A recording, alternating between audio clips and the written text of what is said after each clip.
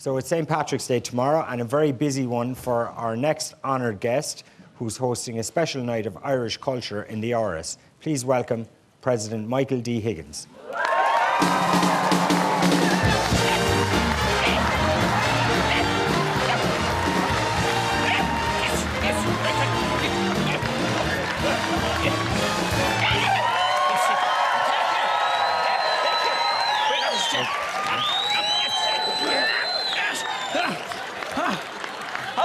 Welcome, President. My watch. Oh, God, I could get vertigo up here. What a week we have had. A marvellous. We have a new Pope bang on time for St. Patrick's Day. I'm so excited. Mind you, the Vatican and St. Patrick haven't always got along, you know. I mean, the whole banishing of all the snakes from Ireland, they preferred if they were just moved from parish to parish. But we all wonder where Pope Benedict is. He's kind of looking around a bit. Reminds me a bit of, like, Mary McAleese, you know. I can picture Benedict. He's like Voldemort trying to hide his Horcruxes from Pope Francis. So President, tell us, you have a television show coming from the Áras tomorrow, indeed. yes? Yes, I'm doing a TV show with Bono. It's called Glioch, which is the Irish for miniature. And Bono is such a patriot. He flew all the way in from Amsterdam, especially for this. And Christy Moore is there as well. He makes me very nervous, though. He's a very, very sweaty man. Oh, even when he's singing, you'll see it on the television, he's singing, "Ride on through, you ride the finest horse, even though it doesn't have a passport." And he's sweating so much the floor is drenched. Myself and Bono are sliding around like it's Disney on Ice or something, you know. But we've lots of other guests as well. Seamus Heaney, who is an absolute torture. I'd rather be in Guantanamo Bay. Glenn Hansard is there as well because we want to represent the homeless people, and he looks like a bum. Katie Taylor, she's banned this time because of her past violence towards women, you understand. But we also must remember the foreign workers who've come to Ireland for jobs, like Trapattoni, whose birthday it is tomorrow. 74, ladies and gentlemen. They're only clapping because the older he gets, the closer we are getting rid of him, you know. But I was going to pop out of a big cake to surprise him, but then I thought maybe it might be more appropriate if I jumped out of a Kinder Surprise. Happy birthday, Mr. Non-Resident. Take your salary and you can shove it up Dennis O'Brien's hole as far as I'm concerned. Okay. Yes. And tell us, your friend Enda, of course, is a big weekend for him as well. Yeah, I have to get my knee pads off, you know. I never thought I'd say that on national television. But yes, indeed, I was at the parade today in New York. I was shouting, "Who is your sexy paddy?"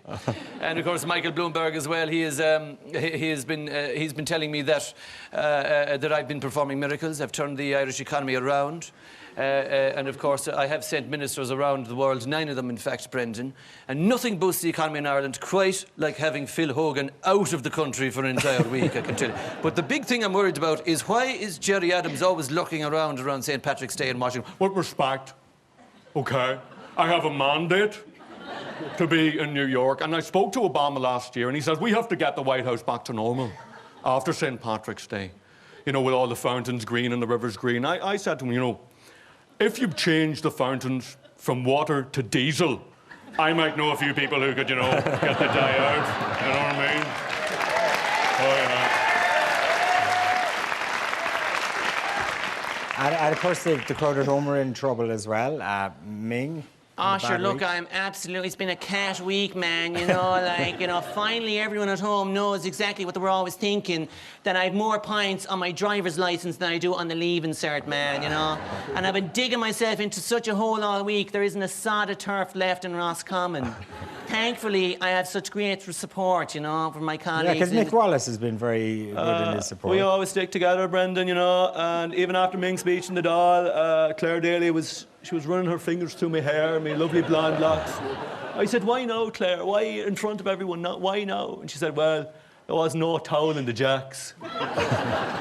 Well, it's Michael Lowry and people like that. That's who I feel sorry for, you know. Yeah, because he's not having a great time. Well, I suppose if you have a voice like this, though, you can never do any wrong, Brendan. You know, man.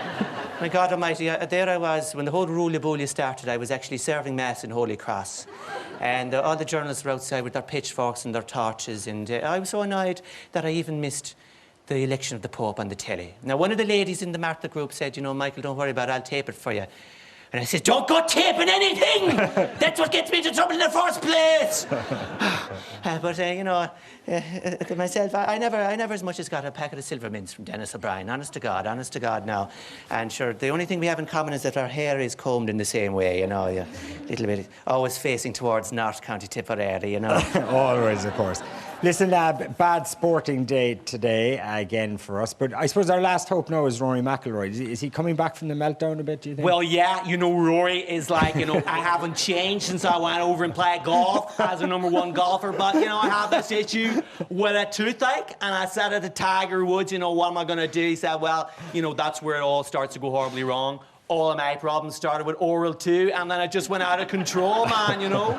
It's a disgrace, but it's super amazing. Ladies and gentlemen, Oliver Callan.